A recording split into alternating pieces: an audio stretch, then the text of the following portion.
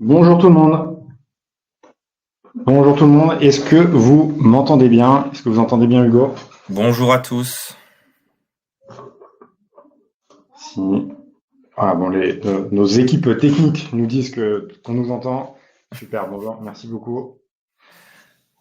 Super, bon, on nous entend bien. Bonjour à tous, merci beaucoup d'être venus. Alors c'est très bien, on est en petit comité aujourd'hui, on va pouvoir être très précis sur le sujet qui nous anime aujourd'hui. Tout le monde qui était inscrit a l'air d'être arrivé, donc merci à tous. Vous êtes inscrit aujourd'hui au webinaire Notes de frais sous contrôle, des astuces pratiques pour une gestion 100% fiable. Ce que ça veut dire, c'est qu'avec Hugo, on va essayer d'être le plus précis possible sur ce que fait Supervisor sur les notes de frais, vous représenter un petit peu la solution aussi, et puis surtout vous montrer des cas pratiques qui ont déjà fait leur preuve chez nos clients qui ont le module. Je vais commencer, vu que je parle, par me présenter. Donc moi, c'est Thomas, je suis pré-sales et audit consultante à Supervisor. Je suis là pour présenter un petit peu ce qu'on fait et prouver la valeur de notre produit en tant qu'ancien auditeur. Je suis accompagné aujourd'hui de mon acolyte Hugo. Bonjour à tous. Ravi d'être là aujourd'hui avec vous. Et donc moi, je suis Head of Domain Expertise chez Supervisor. Donc ça veut dire que je suis responsable de tous les aspects vraiment métier de Supervisor. Donc le métier chez Supervisor, c'est une part très importante de l'application. Et donc responsable de toutes les créations de contrôles. Et donc les contrôles qu'on va présenter aujourd'hui sont passés par mon équipe. Et moi, j'ai un background audit interne, audit externe. Et en audit interne, c'est vrai que les sujets notes de frais m'intéressaient beaucoup. C'est pour ça qu'aujourd'hui, je suis là avec Thomas pour vous présenter nos contrôles. Trop bien, merci Hugo. Alors comment ça va se passer? On va vous présenter un petit peu Supervisor, ensuite on va vous présenter les cas d'usage autour des notes de frais. Ensuite, je rentrerai dans l'application pour vous montrer concrètement ce qu'on fait sur des données anonymisées mais qu'on a trouvé chez les clients. Et puis si entre-temps vous avez des questions, bien sûr, n'hésitez pas à les mettre dans le chat. On y répondra à la fin. On a juste derrière nos super équipes techniques du nombre d'une personne qui est là pour prendre vos questions et puis les mettre dans le chat, donc n'hésitez pas. On y répondra à la fin. Je voulais commencer par une petite stat. Alors, vu qu'on est récemment partenaire de SAP et qu'on est sur le store SAP maintenant, on a eu accès à une petite stat qui peut faire un peu froid dans le dos, mais qui nous a dit que seul un employé sur trois n'essaie jamais de frauder. Euh, donc le volume de fraude sur les notes de frais, et je pense que si vous êtes connecté aujourd'hui, c'est que vous connaissez un petit peu l'ampleur et l'impact de tout ça. Il n'y a qu'un seul employé sur trois en France, alors c'est sur SAP qui n'a jamais essayé de frauder. Donc l'ampleur de la tâche est un petit peu grande, et c'est sur ce constat-là que nous, on a essayé de créer des contrôles justement pour vous aider à traiter ce volume, détecter des anomalies, détecter des défauts de process, détecter des erreurs, et aussi vous aider à améliorer l'échantillonnage. C'est ça aussi qui va nous intéresser aujourd'hui. C'est comment on fait de l'échantillonnage intelligent, comment on sait où détecter, quelles notes de frais détecter, quoi rechercher pour aller détecter ces problèmes de fraude et de process. Je suis obligé de faire une petite présentation de Supervisor. Il y a beaucoup de gens qui sont déjà clients parmi les participants, mais bon, je fais une petite présentation rapide pour vous replacer un petit peu le contexte et vous replacer notre approche. Notre approche, elle est assez simple, c'est d'avoir une approche de détection des risques. Alors, quand on parle de risque, on parle d'erreurs comptables, on parle de détection de fraude, on parle aussi d'harmonisation et d'identification des processus. Et notre objectif, c'est de le faire sous trois grands piliers, à la fois de manière exhaustive, de manière continue et de manière indépendante.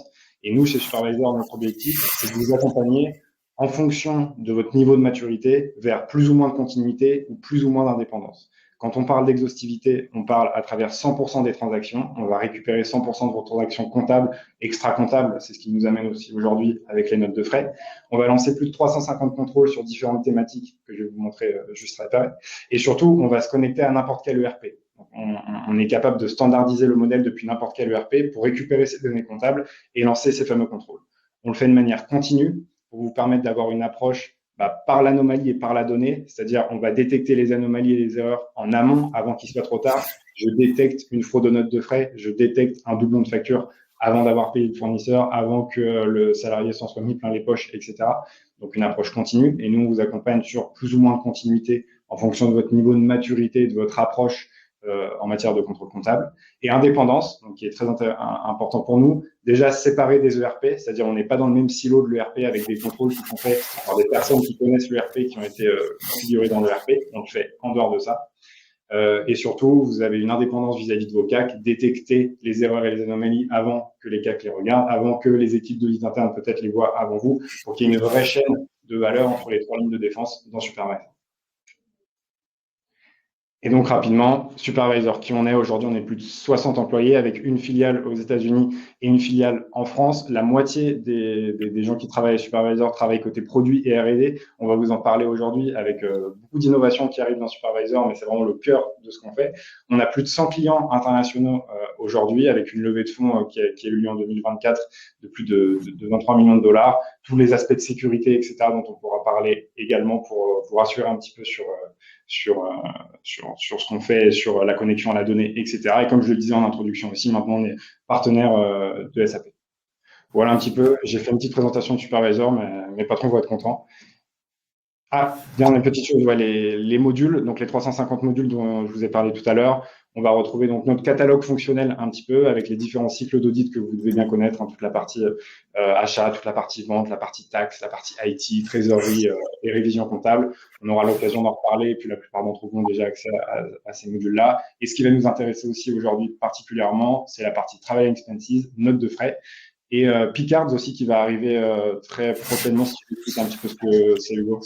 Oui, c'est ça exactement. Donc P-Cards, en fait, ça veut dire Purchasing Cards. Donc c'est un module hybride entre les notes de frais et le process Procure to Pay. C'est vrai qu'on note actuellement que ce type de carte entreprise apparaît beaucoup dans les différentes sociétés. Donc en fait, ça va être des cartes qui vont être soit à débit directement de la société, soit à débit du compte du collaborateur qui l'utilise. Qu'on va pouvoir utiliser pour faire des achats. Mais là, ça va être des achats qui vont vraiment aller plus loin que le simple voyage ou la simple note de frais. Ça va être des achats, par exemple, on a le cas dans des usines aux États-Unis où ils ont une P-Cards et ils s'en servent pour acheter des petits équipements. Donc c'est une sorte une carte qui va faciliter en fait ce process d'achat pour pas avoir besoin de créer le fournisseur, de valider le fournisseur. Ça peut être des process un peu lourds. Et donc, nous, chez Supervisor, on vous apporte donc à la fin du mois le module Picards pour vous permettre de contrôler les dépenses qui sont réalisées via ces cartes entreprises. Donc, c'est un peu un duplicata sur une autre base de données de ce qu'on va vous montrer aussi sur les notes de frais. Donc, ça englobe un petit peu tout ça. Bon, rentrons un petit peu dans le sujet, on passe au sujet sur les notes de frais. Si vous voulez, notre enjeu de base qui a été remonté par les clients, et c'est pour ça qu'on a créé ce module, c'était comment je m'y retrouve dans le flux de toutes mes notes de frais. Et surtout, comment je sais où regarder, quoi regarder, qu'est-ce que je vais détecter, où est l'anomalie, etc. Et donc, grâce à ça, on a pris le prisme de 3 niveaux d'analyse sur les notes de frais. C'est à la fois la détection rapide des fraudes et des abus. Donc, c'est tout ce qui va être doublon, ça va être seuil de validation, ça va être statistique. On va vous montrer. C'est aussi un aspect de contrôle et de respect des process. C'est-à-dire qu'on va avoir des contrôles qui vont nous permettre de répondre aux enjeux de différentes directions. Donc, on va avoir à la fois l'audit, à la fois l'IT. Ça va permettre de voir si on respecte bien les chartes. Donc, voilà, il y a plein de choses à vérifier sur ce sujet-là. Et ce qui nous intéresse aussi particulièrement sur le module notes de frais, c'est ce que je vous disais en introduction sur la réinvention de l'échantillonnage. Alors ça, c'est grâce à l'IA, Hugo en parlera très bien, on se concentre aujourd'hui sur les notes de frais les plus atypiques pour vos échantillonnages. Et on n'a plus envie que vous perdiez du temps sur des notes de frais classiques où vous allez regarder chez quelqu'un échantillonner ses notes de frais et vous ne savez peut-être pas trop où regarder, comment détecter un atypisme, quels mots-clés aller chercher, quel type de montant, quel type de note de frais. Et donc, on a des algorithmes d'IA aujourd'hui dans Supervisor qui nous permettent de faire cette détection intelligente et d'avoir un échantillonnage intelligent. Et c'est le focus qu'on va faire un petit peu aujourd'hui. À travers les différents contrôles qu'on a ici, que je vais laisser vous présenter. Ouais, tout à fait. Je reviendrai sur nos contrôles d'IA après, mais que ce soit pour l'intelligence artificielle ou pour les contrôles qui sont ce qu'on appelle rule-based, le but de Supervisor, ça va être principalement de vous faire gagner du temps et de focaliser vos investigations uniquement sur les notes de frais qui méritent d'être investiguées. Donc, nos contrôles vont se décliner en plusieurs catégories de contrôles. Donc, on va avoir les classiques doublons sur la gauche. Donc, les doublons avec un même employé, des employés différents, doublons entre note de frais et le process P2P classique, parce qu'on peut avoir donc des fournisseurs, par exemple des hôtels, où l'employé règle la facture à l'hôtel et l'hôtel envoie aussi la facture à l'entreprise. Et comme c'est dans deux process qui sont un peu silotés, on peut avoir des doublons entre ces deux process. Les seuils, bon, assez classiques. Donc, vous allez pouvoir mettre les seuils que vous voulez, les montants que vous voulez, et on vous montrera les notes de frais qui dépassent ces seuils, qui sont proches de ces seuils et qui cumulés dépassent aussi ces seuils.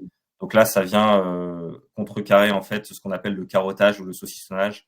Donc des notes de frais qui sont divisées en plusieurs notes de frais pour éviter de dépasser des seuils. Devises et dates, donc ça va être des contrôles qui vont vous montrer des devises anormales par rapport au pays de la note de frais ou des notes de frais passées pendant des jours fériés, chômés. Les mots-clés, on y reviendra aussi un peu tout à l'heure, mais en gros, on fait des recherches de mots-clés par rapport à une base de mots-clés et on a mis de l'IA aussi sur ces contrôles pour élargir en fait les recherches. Donc, on va principalement avoir des contrôles sur le train de vie, c'est-à-dire des dépenses vraiment étonnantes de yacht, par exemple. On vous montrera un cas d'usage après sur le sujet. Ouais. Ok, et Shadow IT, donc les logiciels et les équipements IT. Donc Shadow IT, bah, on y reviendra aussi tout à l'heure, mais on a aussi beaucoup d'employés qui peuvent utiliser des logiciels et passer la facture en notes de frais. Donc les notes de frais sont un moyen de détecter des logiciels pas autorisés utilisés par les employés, avec toutes les problématiques de fuite de données, etc. Les statistiques, c'est assez simple. Donc les notes de frais par utilisateur et par mois en volume ou en montant. Échantillonnage d'IA, comme disait Thomas tout à l'heure. En fait, on va mettre vos notes de frais sur un graphe en 3D avec trois axes, c'est-à-dire vous allez avoir le type de note de frais, le montant et le pays de la note de frais. Et c'est comme ça qu'on va créer des clusters de notes de frais. Donc les clusters de notes de frais avec beaucoup de notes de frais, ça veut dire que les notes de frais sont proches. Ça veut dire que c'est pas des notes de frais qui sont atypiques. Donc celles-là, on va les laisser tomber, on va les mettre de côté. Et on va s'intéresser aux notes de frais les plus atypiques. Des pays dans lesquels on va jamais, des types de notes de frais croisés avec des montants qui sont vraiment atypiques. Voilà, tout ça, c'est vraiment difficile à faire par un humain. Et donc, on s'aide de l'IA pour vraiment gagner du temps et focus nos investigations sur ce qui est vraiment risqué.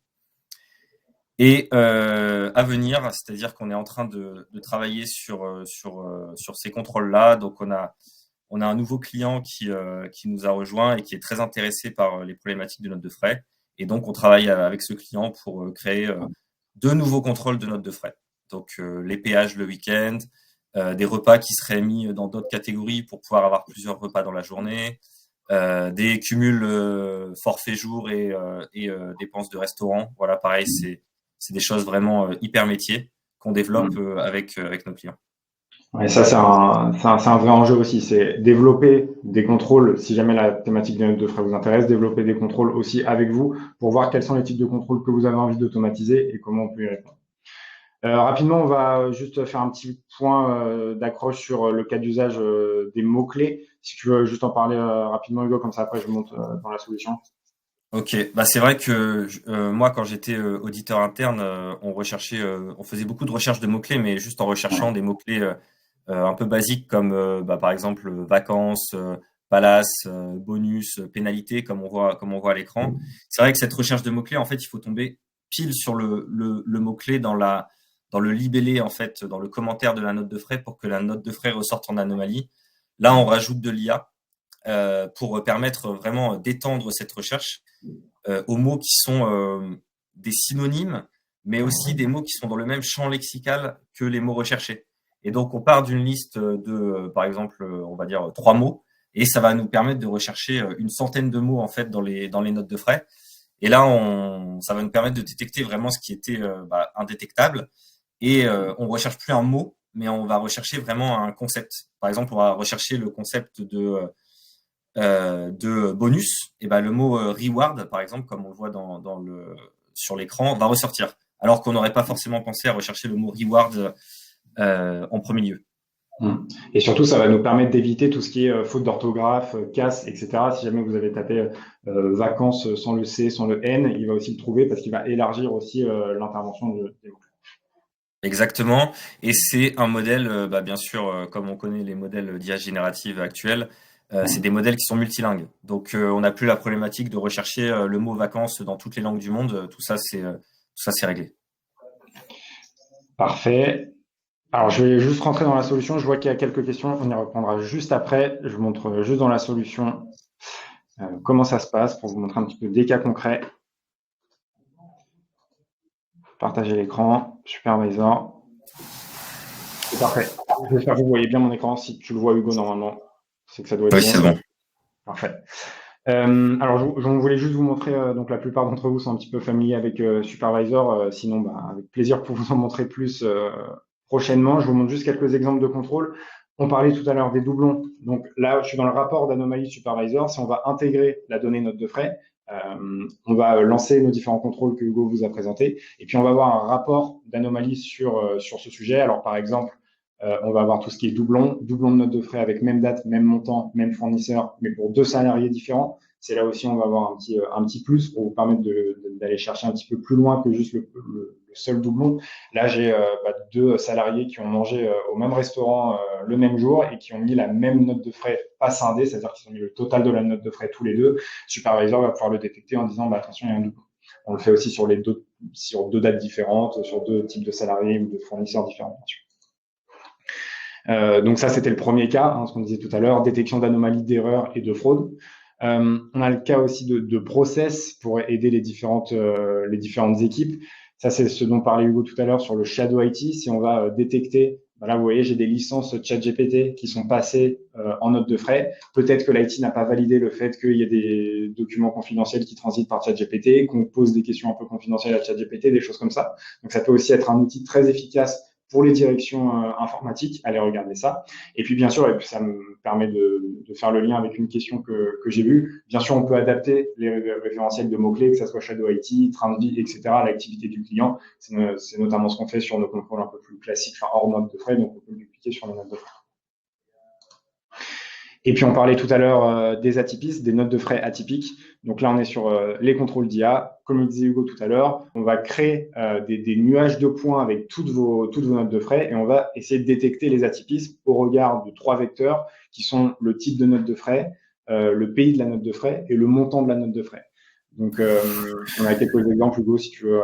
Ouais, là on a des exemples qui sont quand même frappants. Par exemple, une dépense aux Seychelles, c'est un pays dans lequel les collaborateurs ne vont jamais, ça ressort comme anomalie. Un train qui est aux États-Unis, personne ne prend le train aux États-Unis, tout le monde prend l'avion. Le type note de frais train aux États-Unis n'existe pas, c'est un atypisme. Et le télétravail, le montant, pareil, qui est vraiment atypique, plus de 500 € pour un type télétravail. C'est vrai que c'est trop par rapport aux autres notes de frais de dépenses télétravail. Et donc, c'est là, on est vraiment dans le cadre d'échantillonnage intelligent. C'est-à-dire, on va vous aider à aller croiser différentes notions, donc à la fois le type de note de frais et le montant, et surtout vous dire, on va pas perdre du temps avec des notes de frais qui sont un petit peu classiques. J'en ai marre d'aller faire de l'échantillonnage sur des restos qui sont un peu toujours bons. Là, on va vraiment vous identifier les notes de frais qui sont vraiment atypiques au regard de votre activité. C'est là aussi où c'est intelligent, c'est qu'on regarde vraiment avec vos notes de frais, parce que font les autres, c'est pas un standard, c'est on regarde vraiment avec votre activité.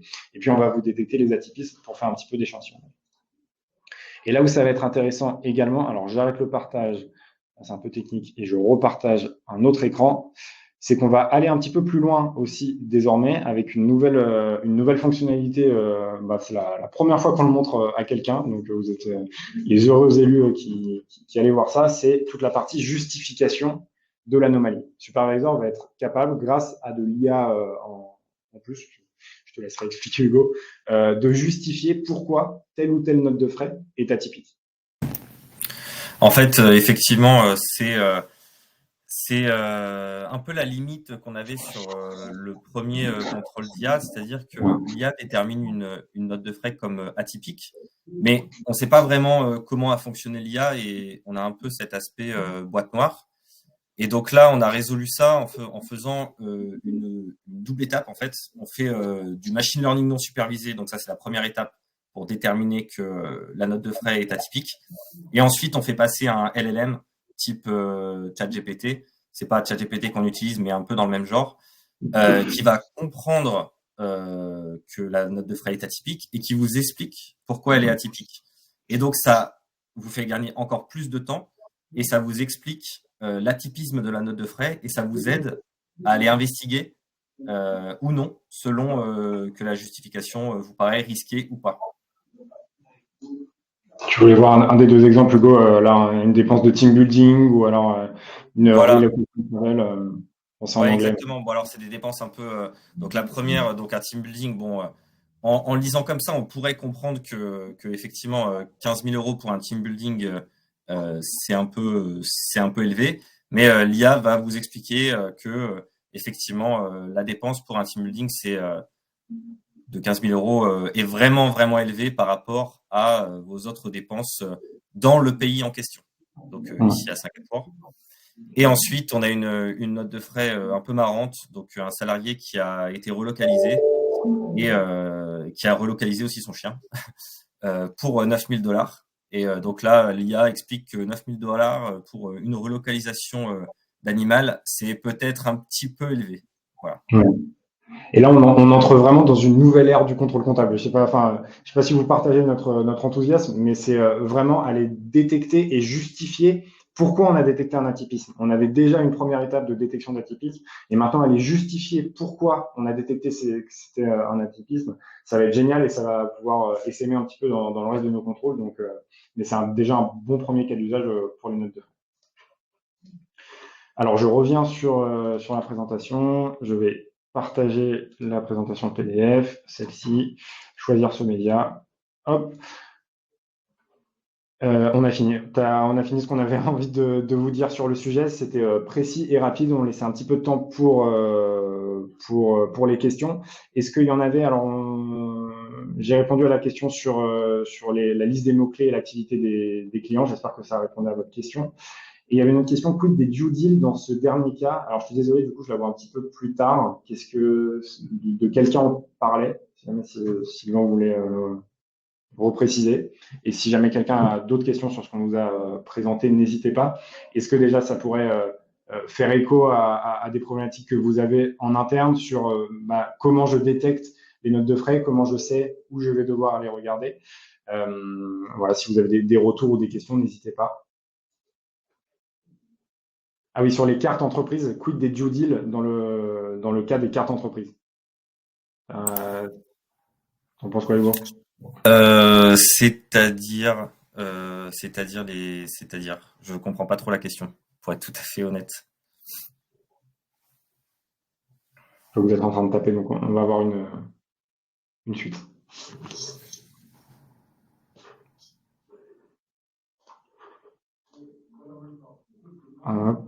Moi, je vais vous chercher un lien en attendant. Et si vous avez d'autres questions, n'hésitez surtout pas parmi les participants. Je vois qu'il y a quelques questions pour les frais évoqués en plus des dépenses. Carte entreprise. Quid des due deals, c'est-à-dire sur comment vont être réalisés les due deals dans le cas des Picards. C'est une bonne question. Je ne sais pas si Hugo, on a des insights sur ça, mais Des due diligence, non, je suis désolé, je comprends pas. je ne sais pas si c'est pareil que la note de frais ou pas. Bon, ça peut être des choses qu'on peut. De toute façon, je vais vous envoyer un lien pour qu'on puisse parler ensemble si jamais vous avez des questions. Donc, n'hésitez surtout pas.